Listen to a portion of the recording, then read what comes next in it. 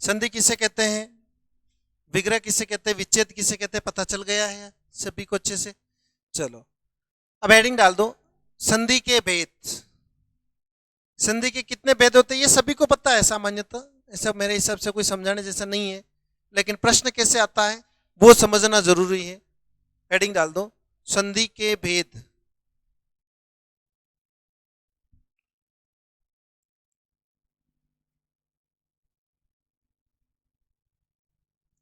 संधि के 3 भेद होते हैं। कौन कौन से भेद होते हैं ये भी लगभग सभी को पता है। पहला भेद कौन सा है, जो हम स्वरों पर आधारित पढ़ेंगे, स्वर संधि। सुना होगा ना आप सभी ने, हिंदी मीडियम से जो है उन सबको पता है स्वर संधि। दूसरा जो भेद है व्यंजनों पर आधारित, व्यंजन संधि। और तीसरा भेद जो है इन दोनों को छोड़कर अर्थात जो अयुग्मा पर आधारित, अयुग्मा में विशेष तौर से विसर्ग पर आधारित, वो संधि कौन सी है, तो विसर्ग संधि। 3 भेद होते हैं। संधि की मुख्य बात जो आती है, देखो एक नजर में समझ लो, अभी लिखना नहीं है, एक बार समझ लो। ये तो तीनों संधियां ठीक है, हमें पता भी है, ठीक है, संधि के 3 भेद होते हैं। जो महत्वपूर्ण है वो समझना जरूरी है। संधि हमेशा पहले शब्द के अंत में और दूसरे शब्द के प्रारंभ में, यहां से संधि होती है। पहले शब्द के अंत में, दूसरे शब्द के प्रारंभ में, वर्णों का जो मेल होता है। अब क्या है, जैसा कि नाम से विदित है, अगर पहले शब्द के अंत में स्वर आता है, क्या आता है, दूसरे शब्द के प्रारंभ में भी क्या आता है, और परिवर्तन जो चेंजेस भी हो, बदलाव भी जो हो, वो भी किसमें हो, तो वहां संधि कौन सी होती है। तो हमने केवल इतना सा देखा कि भाई इधर भी स्वर उधर भी स्वर, परिवर्तन भी किसमें हो जाता है, तो स्वर में। तो बस कौन सी संधि होती है, स्वर संधि। लैंग्वेज कैसे सेट करके देगा, पहले शब्द के अंत में स्वर हो और दूसरे शब्द के प्रारंभ में स्वर हो, तो वहां संधि का रूप होता है। ये प्रश्न आ चुका है एलडीसी जैसे पेपर में।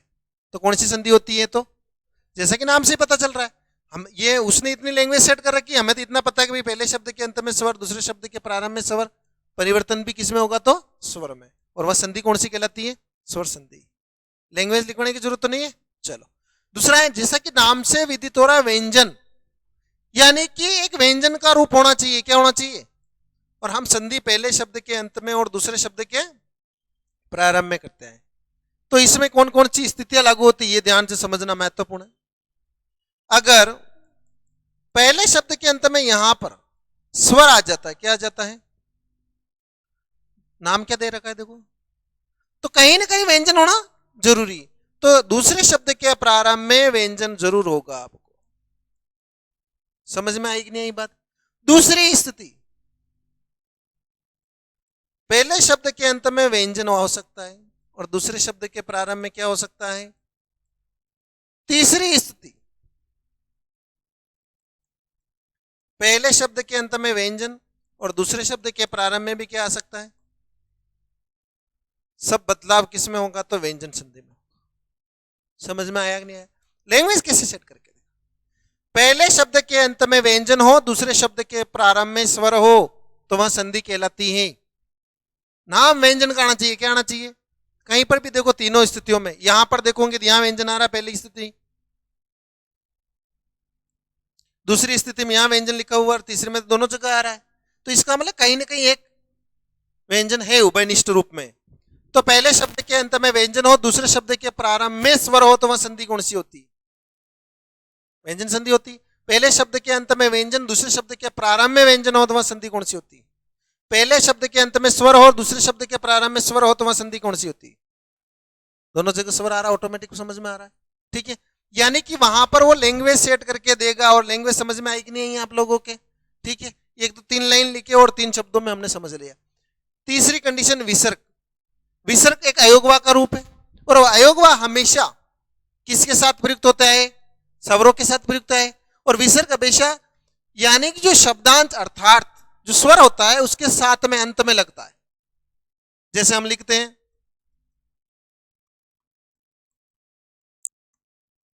इन दोनों में से सही कौन सा है, सेकंड वाला है, यह बात तो सभी को पता है। स्वर के साथ में यहां पर प्रयुक्त हो रहा है कि नहीं हो रहा है। तो यानी कि इस संधि की बात करूं तो पहले शब्द के अंत में हमेशा क्या आएगा? विसर्ग आएगा। क्या आएगा? दूसरे शब्द के प्रारंभ में स्वर भी आ सकता है और व्यंजन भी आ सकता है। वहां नाम वैसे विसर्ग दे रखा है, बदलाव इसी में होगा, विसर्ग में, इसलिए यहां संधि कौन सी है? तो विसर्ग संधि। 2 पॉइंट आ गए, मतलब समझ जाना, ये विसर्ग संधि। और लैंग्वेज देंगे तो पहले शब्द के अंत में विसर्ग हो, दूसरे शब्द के प्रारंभ में व्यंजन हो, तो नाम किसका आ रहा है? विसर्ग का। तो संधि कौन सी हो गई है? विसर्ग संधि। समझ में आ गया? अच्छे से उतार लो।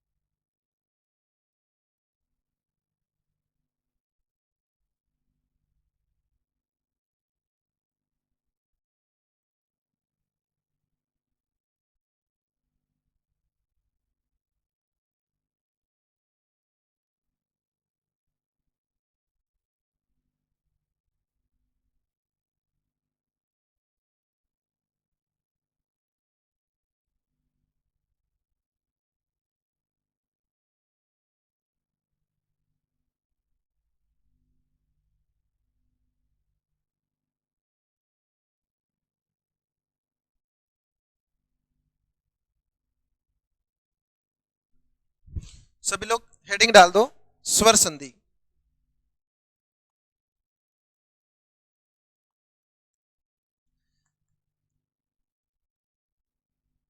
एक नजर में जब हमने जस्ट पहले स्वर के बारे में, व्यंजन संधि के बारे में, विसर्ग के बारे में एक छोटा सा देखा था कि भाई इसमें ये होता है, उसमें सबसे पहला जो है नंबर है वो है स्वर संधि। स्वर संधि में क्या होता है समझ लो, रजिस्टर बंद कर दो, अभी समझना जरूरी है, बाद में लिख लेंगे जो भी है लिखना है।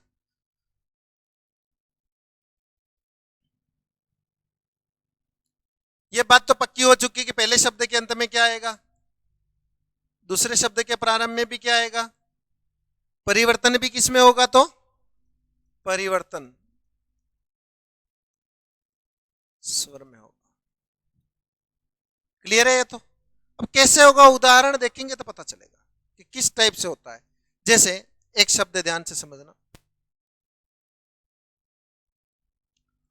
उमा, क्या शब्द है, उमा।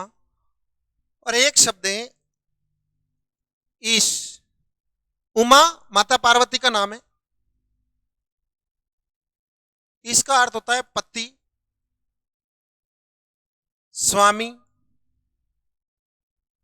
देखो पहले शब्द के अंत में ध्यान से समझना, लास्ट में कौन सी ध्वनि आ रही है, आ। मैंने वर्ण विभाजन सिखाया था आपको, तो इसमें से आ माइनस हो गया तो ऊ म साइड स्टैंड राग नहीं रहा, मुझे बताओ इस तरफ कौन सी ध्वनि आ रही सबसे पहले, ये अपने आप में एक स्वर एक नहीं है। और इस तरफ क्या है, आ और आ मिलकर के, ध्यान से समझना, आगे हम एक संधि पढ़ेंगे, ईश्वर संधि का एक भेद है।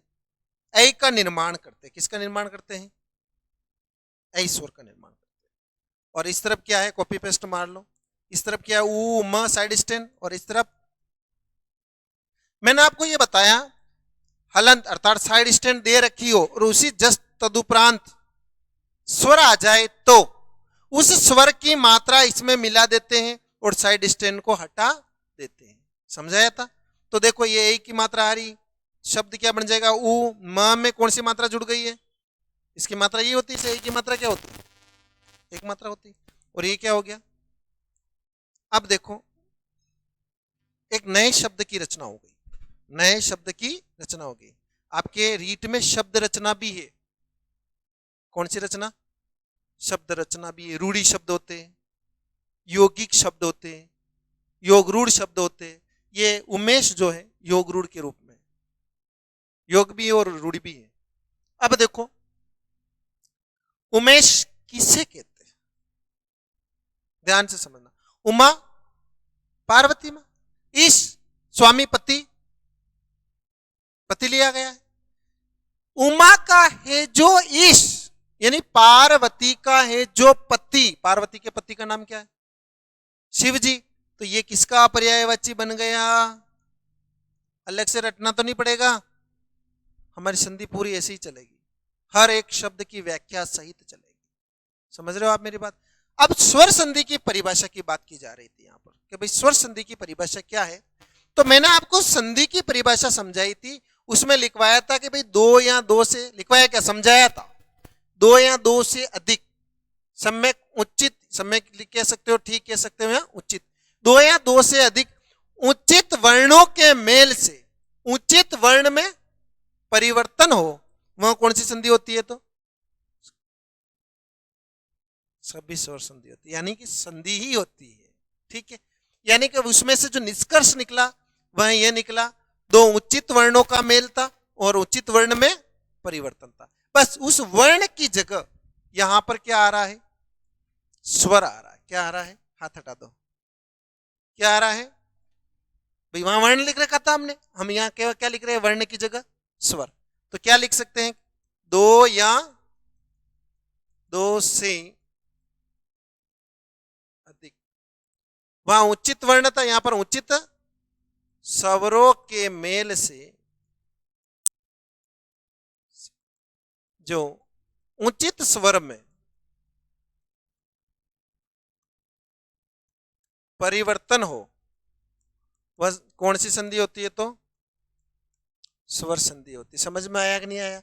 देखो एक आ उचित स्वर है, एक ई, दोनों मिलकर के अगर ओ का निर्माण करे तो क्या बनेगा, नहीं बनेगा, वो अनुचित होगा। इसलिए क्या लिखा हमने, दो या दो से अधिक उचित या सम्यक स्वरों के मेल से जो सम्यक या उचित स्वर में परिवर्तन हो वह जो संधि है स्वर संधि होती है या कहलाती है। समझ में आया कि नहीं आया, कंसेप्ट क्लियर है अच्छे से। स्वर संधि किसे कहते हैं, उतार लो लैंग्वेज और उदाहरण।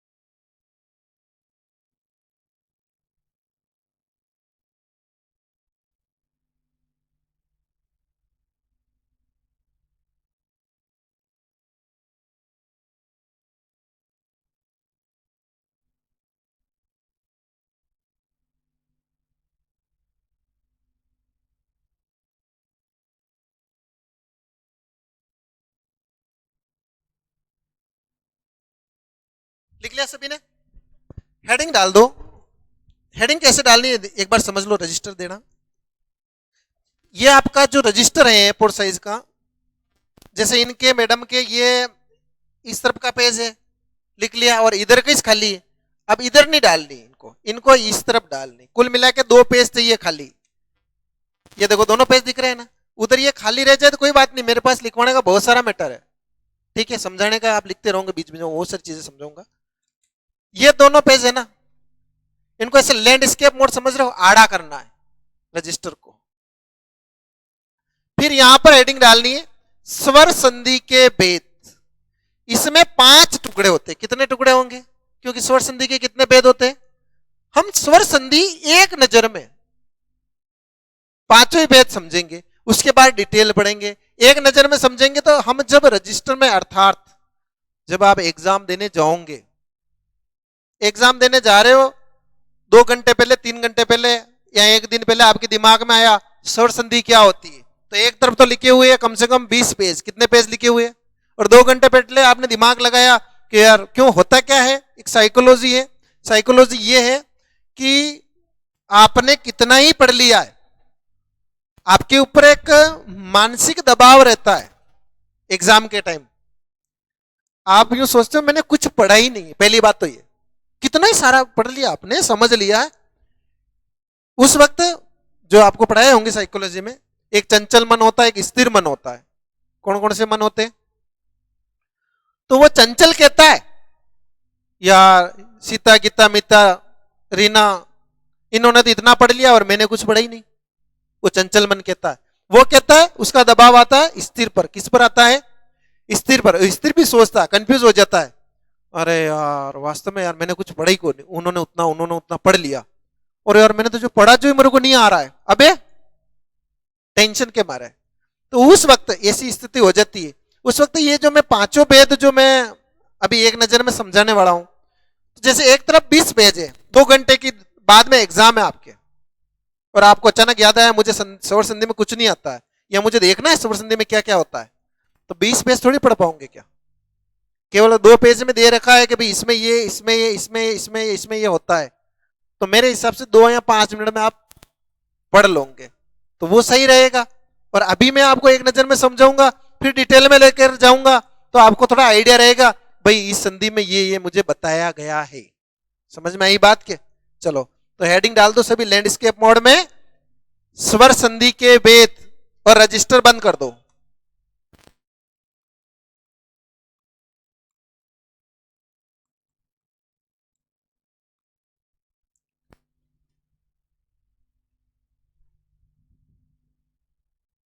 स्वर संधि के भेद।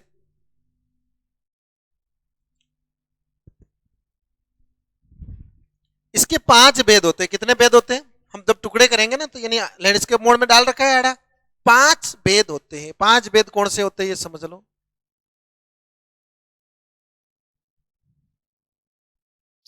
सबसे पहले स्वर संधि का पहला भेद जो होता है वो होता है दीर्घ स्वर संधि। कौन सी होती है? तो दूसरा भेद की बात करूं मैं तो वो होता है गुण स्वर संधि।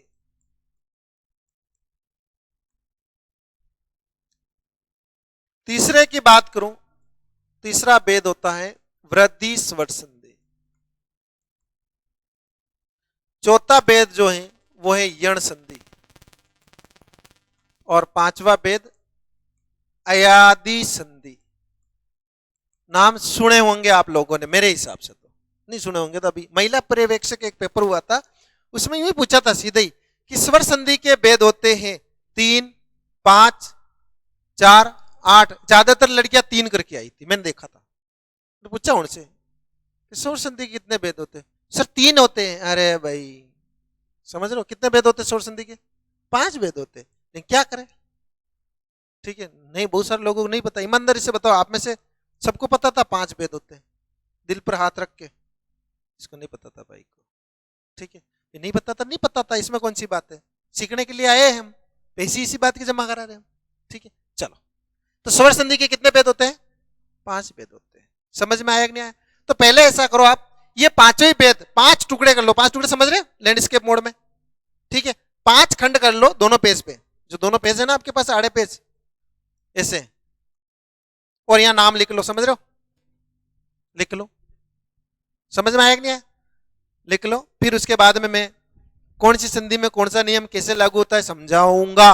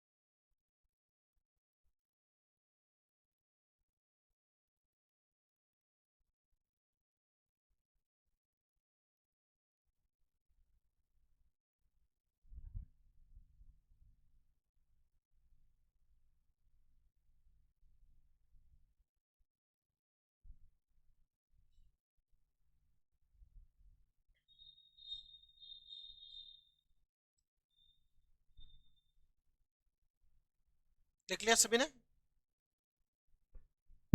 स्वर संधि के कितने भेद होते हैं, तो 5 भेद, तो 5 टुकड़े आपने कर रखे। तो अब मैं सबसे पहले यहां पर जो आप एक नजर में समझाने वाले सभी ने लिख लिया ना यदि तक, तो पीछे लिख लिया। सबसे पहला जो है भेद है वो है दीर्घ स्वर संधि। कौन सी है? दीर्घ स्वर संधि हम समझेंगे। रजिस्टर बंद कर दो एक बार।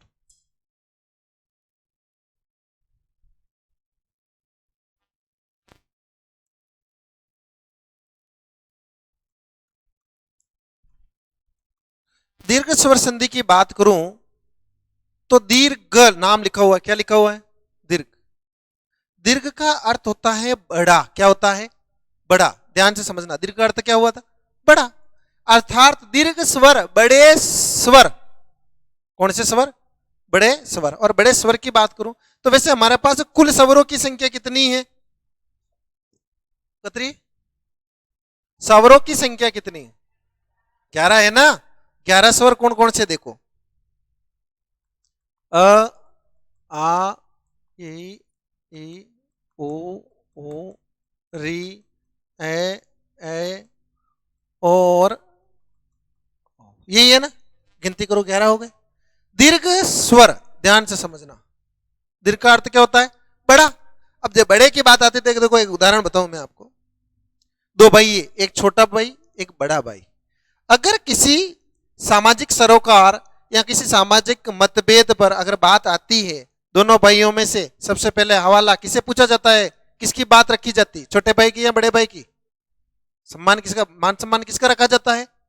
बड़े भाई का रखा जाता है। यानी दादागिरी जो चलती है वो किसकी चलती है? बड़े भाई की चलती है। अर्थात ये दोनों भाई है, इन दोनों में से दादागिरी किसकी चलेगी? आ है ना, तो यानी कि आ की दादागिरी चलेगी। इन दोनों बहनों में से, इन दोनों में से, समझ में आया कि नहीं आया? तो दीर्घ, दीर्घ का अर्थ क्या हुआ? बड़ा। अर्थात क्यों 11 स्वर है, उनमें से ये 6 स्वर तो यहां तक हो गए, ये दीर्घ स्वर में जा रहे हैं। किस में जा रहे हैं? 6 में से कौन कौन से? आ, ई और ऊ। समझ में आया कि नहीं आया? तो दीर्घ, दीर्घ का अर्थ बड़ा, और बड़े आ, ई और ऊ, ये इसमें जाएंगे। कैसे जाएंगे? उदाहरण देखेंगे तो पता चलेंगे। समझे? सबसे पहले देखो आ पर चर्चा करते हैं। आ की जो मात्रा है, मैंने मात्रा ज्ञान करवाया था, याद है आपको? मात्रा किसे कहते हैं ये भी समझाया था, ठीक है। इसकी मात्रा ऐसी होती है।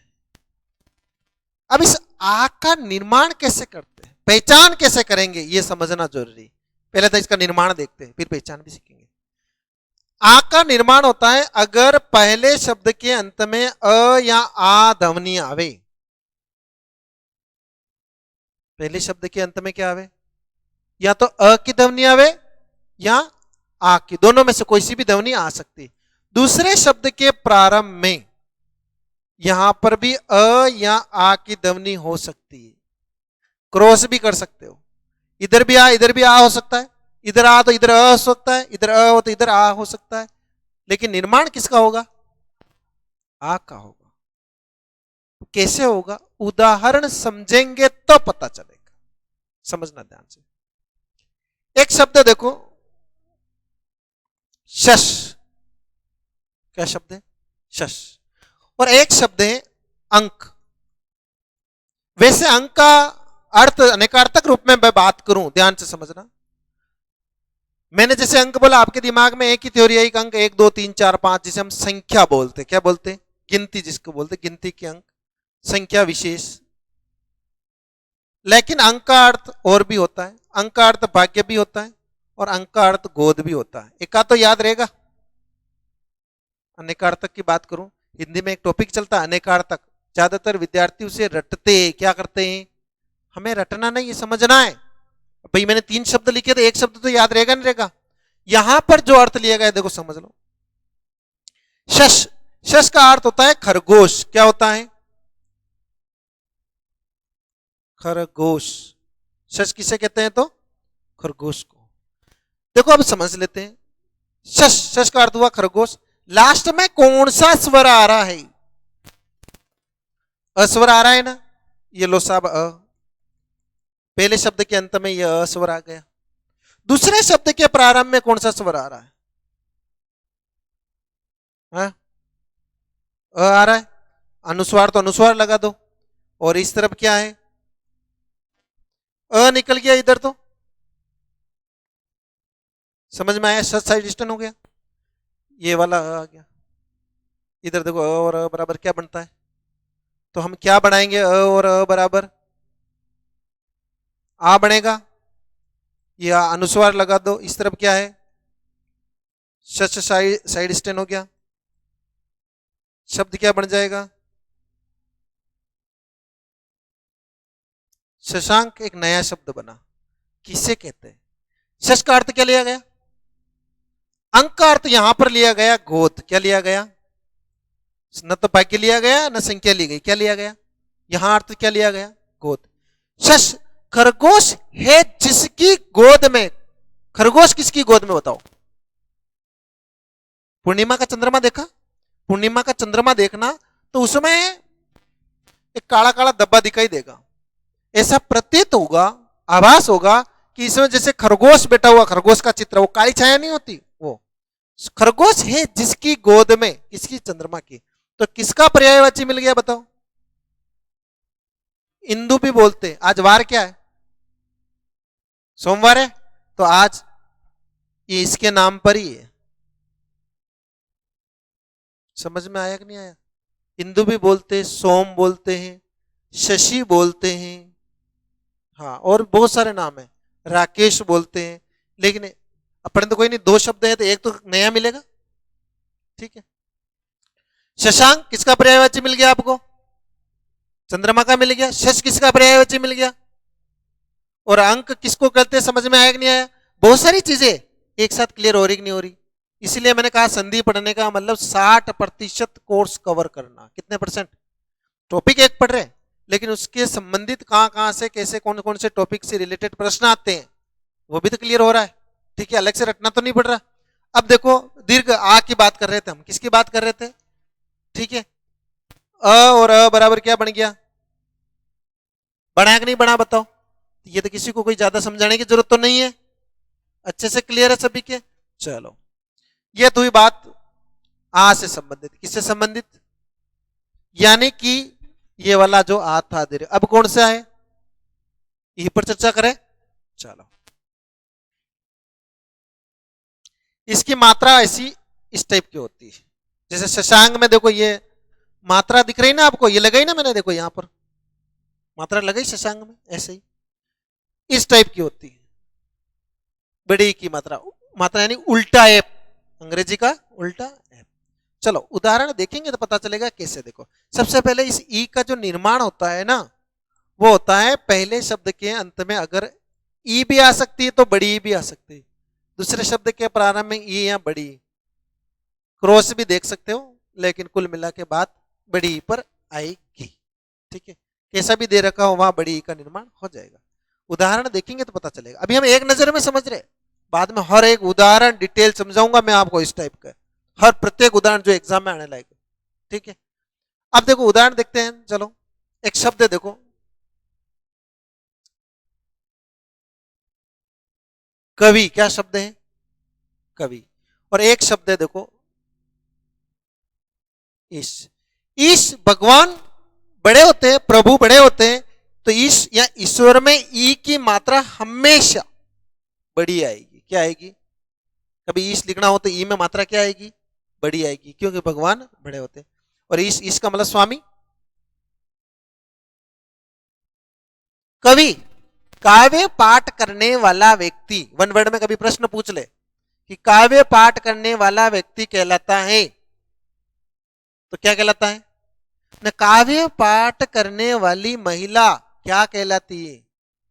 लिखो, देखिए ऊपर ही ऊपर देखिए, हाँ लिखो, काव्य पाठ करने वाली महिला क्या कहलाती है, तो ऊपर ही ऊपर लिखो, कहीं पर भी लिखो रब में यार, कोशिश करो ऊपर ही ऊपर लिखो ताकि काम आवे पे कभी भी। काव्य पाठ करने वाली महिला को क्या कहते हैं,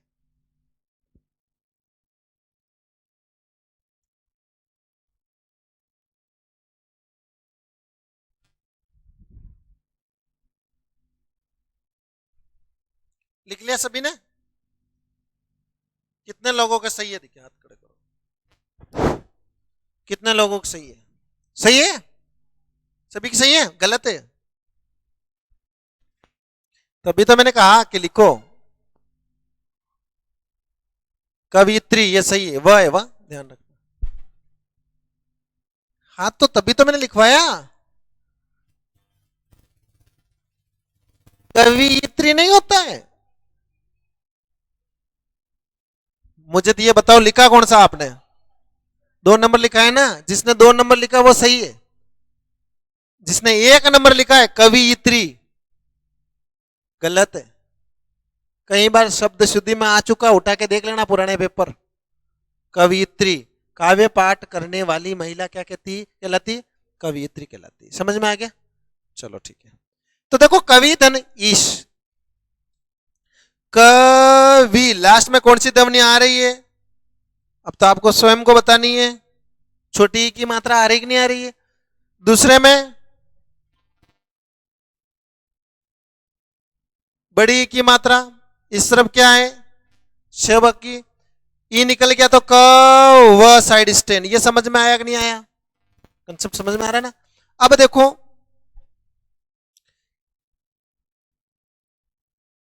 पहले शब्द के अंत में कौन सी आ रही है, दूसरे शब्द के प्रारंभ में, तो भी क्या करोगे आप, बड़ी बढ़ाओगे, तो ये क्या बन गई है, बड़ी। और इस तरफ क्या है, और इस तरफ क व साइड स्टैंड। यहां तक समझ में आया, साइड स्टैंड हटा दो, मात्रा कौन सी लगेगी, बड़ी लगेगी, शब्द क्या बन जाएगा।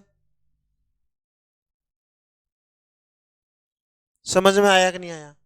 कवियों का है जो स्वामी, कवि तो बहुत सारे होते हैं, उनमें जो सर्वश्रेष्ठ होता है, कवियों में है जो सर्वश्रेष्ठ या कवियों का है जो स्वामी, वह क्या कहलाता है, कविश कहलाता है। यहीं से शब्द शुद्धि का प्रश्न भी बढ़ता है।